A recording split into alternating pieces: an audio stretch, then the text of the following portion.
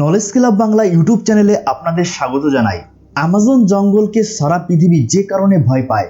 Hello বন্ধুরা, এটা সত্যি অবাক করার মতো বিষয় যে বর্তমান তথ্য প্রযুক্তির যুগে মানুষ মঙ্গল গ্রহে গিয়ে বসবাস করার চিন্তা করছে, অথচ তাদের অবস্থিত একটি জঙ্গল সম্পর্কে তারা খুব বেশি রিসার্চ করতে পারছে না।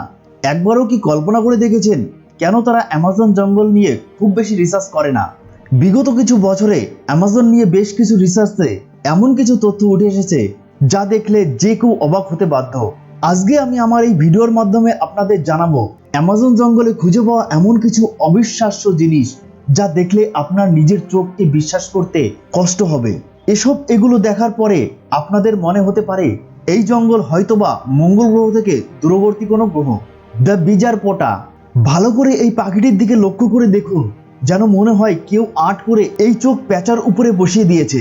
এটা দেখতে পুরোপুরি ফেক মনে হয়। আমাদের পৃথিবীতে এই ধরনের প্যাঁচা খুবই কম পরিমাণে রয়েছে। মাঝে মাঝে এই প্রজাতির প্যাঁচাকে পোরাউন্সও বলা হয়ে থাকে। এটার দুটো চোখ কার্টুনের মতো দেখতে, এর চেহারা খুব সুন্দর। অ্যামাজনে এটাকে এত পরিমাণে পাওয়া যায় যে এগুলো পুরো জঙ্গলে ছড়িয়ে ছিটিয়ে রয়েছে। জঙ্গলের যেখানে যাওয়া হোক নাই বা কেন, সেখানে এই প্রজাতির প্যাঁচার ডাক শুনতে পাওয়া যায়। এই প্যাঁচারা অনেক জোরে ডাকতে পারে। আপনারা জানলে অবাক হবেন যে এই প্রজাতির প্যাঁচা এমন একটি ক্ষমতা রয়েছে যার কারণে খুব সহজেই এই প্যাঁচা গাছের ডালপালার সাথে মিশে থাকতে পারে। এই ফিচার কারণে বিভিন্ন শিকারী প্রাণী থেকে নিজেকে রক্ষা করতে পারে। গাছের ডালপালার সাথে এমনভাবে মিশে থাকে কেউ বুঝতেই পারে না যে এখানে রয়েছে। তার এই অদ্ভুত ধরনের ঠোঁট এর কারণে সে খুব ভালো শিকারী। এই প্যাঁচা অনেক দূর থেকেও তার শিকারীকে দেখতে পায়। Amazon tribe. ব্রাজিলের অ্যামাজন জঙ্গলে এমন কিছু আদিবাসীদের দেখা যায় যারা কোনোদিনও পৃথিবীর বাইরে কিভাবে চলছে সে সম্পর্কে কোনো ধারণা রাখে না। তারা যেন সম্পূর্ণ একটি ভিন্ন গ্রহে বসবাস করছে। আধুনিক যুগ থেকে তারা কয়েক হাজার বছর পিছিয়ে আছে। আধুনিক মানুষ তাদের সাথে দেখা করার চেষ্টা করলে এরা বেশ আক্রমণাত্মক হয়ে ওঠে। অ্যামাজনের গভীর জঙ্গলে এই আদিবাসীদেরকে দেখতে যায়। যদি কোনো রিসার্চ হেলিকপ্টার নিয়ে এদের এলাকায় প্রবেশ করে, তবে তারা সেই হেলিকপ্টার ভূপাতিত করার জন্য নানা রকম পদক্ষেপ নেয়। যেমন আপনারা এই ফটোকপিগুলো দেখতে পাচ্ছেন। একজন অস্ট্রেলিয়ার রিসার্চার এই উপজাতি নিয়ে গবেষণা করতে এসেছিল, আর তারা কিভাবে তাদের নির্মিত অস্ত্র দিয়ে হেলিকপ্টার ভূপাতিত করার চেষ্টা করেছে। আপনারা এই উড়োজাহাজটিকে দেখলেই বুঝতে পারবেন আমাদের আধুনিক পৃথিবী সম্পর্কে জানার বিন্দুমাত্র আগ্রহ নেই তাদের। The Sistine Chapel of the ancient. প্রায় 12,500 বছর আগে 8 মাইল প্রশস্ত চিত্রকর্মগুলো পাওয়া গিয়েছে কলম্বিয়ার একটি জঙ্গলে। বরফ যুগের এই চিত্রকর্মটির নাম the Sistine chapel of the ancient. এর পুরো চিত্রকর্মে লাল টেরাকোটা রঙের 10,000-এর মতো বিভিন্ন প্রাণী এবং মানুষের ছবি রয়েছে। শুধু তাই নয়, এই চিত্রকর্মগুলোর মধ্যে আইস বিলুপ্ত হয়ে যাওয়া প্রগতিশীল বৃহদাকার দাঁতওয়ালা মেন্ডিস্টোন টেলিউলামা জায়েন্টা, গ্রাউন্ড ফ্লোর বিলুপ্ত ক্যামলিড আইস হর্স, হোয়াইট চিন বার্ড। এই প্রজাতির পাখি অ্যামাজনের সবচাইতে দুর্লভ এবং বৈচিত্র্যময় পাখিগুলোর মধ্যে অন্যতম, যা শারীরিক এবং ব্যবহারিক উভয় দিক থেকেই অন্যান্য পাখির থেকে সম্পূর্ণ আলাদা। আপনারা জানলে অবাক হবেন এই প্রজাতির পাখি গাছের পাতা খেয়ে বেঁচে থাকে। এটার আকৃতি বড় হওয়ার কারণে এটাকে প্রচুর পরিমাণে গাছের পাতা খেতে হয়, আর তাই এই পাখিদের ডাইজেস্ট সিস্টেম গরুর মতো হয়ে থাকে। তার শরীর থেকে নির্গত মল থেকে তীব্র দুর্গন্ধ ছড়ায়, আর এই দুর্গন্ধের রেশ এই পাখিটির শরীরে থেকে যায়, আর যেটা প্রায় অসহনীয় দুর্গন্ধ। খাবার পরিপাক হতে এই পাখিটির প্রায় 45 ঘন্টা পর্যন্ত সময় লাগে, আর তাই এই প্রজাতির পাখি খুব অ্যাক্টিভ দেখা যায়। কিন্তু এই পাখির শরীরে দুর্গন্ধ থাকার কারণে কোনো শিকারী প্রাণী এটাকে শিকার করে না। যতটা সম্ভব মানুষ এই পাখি থেকে দূরে থাকার চেষ্টা করে। The glass frog. আমাদের পৃথিবীতে যেসব বিভিন্ন অদ্ভুত প্রাণী দেখতে পাওয়া যায়, গ্লাস ফ্রগ সেই অদ্ভুত প্রাণীদের মধ্যে অন্যতম। গ্লাস ফ্রগের শরীর পুরোপুরি ভাবে ট্রান্সপারেন্ট।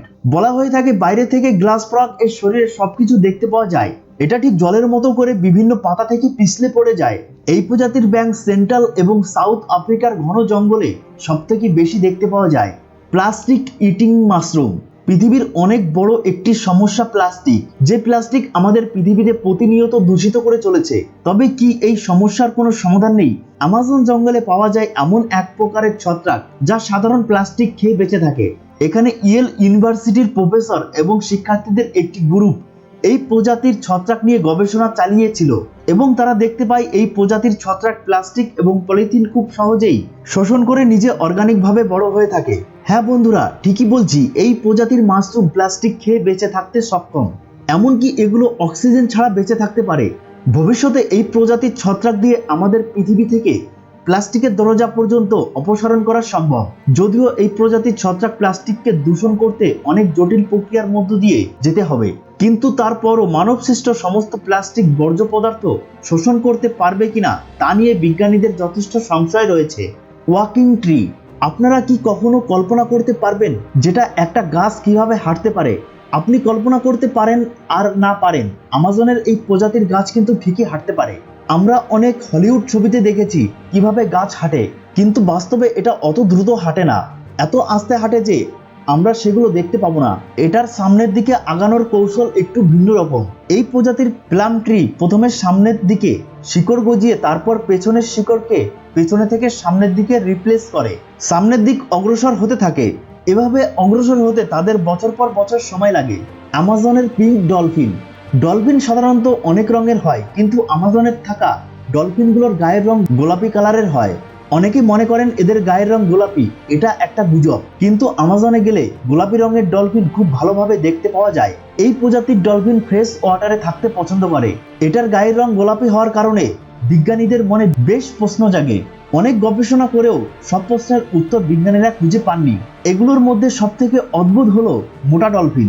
গায়ের রং গোলাপি ডলফিন এর সংখ্যা প্রায় 10,000-এরও বেশি। সাউথ আমেরিকার কিছু কন্টিনেন্ট এ 40টিরও বেশি প্রজাতির ডলফিন দেখতে পাওয়া যায়। বৈজ্ঞানিক রিসার্চের কাজে ডলফিন শিকার করা হয়, তাই ডলফিনের সংখ্যা দিন দিন কমে যাচ্ছে। তবে এই ডলফিনের কারণে নদীর জল খুবই কম পরিমাণে দূষিত হয়। সিল্ক হাইন স্পাইডার, এই প্রজাতির মাকড়সা তাদের সিল্ক দিয়ে এক প্রকার টাওয়ার তৈরি করে থাকে, আর তাদের এই চিত্রকর্মে বিজ্ঞানীরা অবাক হয়ে যায়। আর তাদের এই চিত্রকর্ম হুবহু দেখতে স্টোনহেঞ্জের মতো। আর এই স্টোনহেঞ্জের অবস্থান ইংল্যান্ডে। পেরুতে এটাকে সিল্ক হেঞ্জ বলা হয়ে থাকে। আমাজনের প্রায় সব জায়গাতেই এই ধরনের সিল্ক টাওয়ার দেখতে পাওয়া যায়। বিশেষজ্ঞরা বলেছেন এটা মাকড়সার সম্পূর্ণ ভিন্ন একটি প্রজাতি। এই প্রজাতির মাকড়সার ডিএনএ অন্যান্য স্বাভাবিক প্রজাতির মাকড়সার ডিএনএ থেকে সম্পূর্ণ আলাদা। বন্ধুরা, ভিডিওটি ভালো লাগলে চ্যানেলটি অবশ্যই সাবস্ক্রাইব করবেন এবং পাশে থাকা বেল আইকনটিকে ক্লিক করবেন। ধন্যবাদ।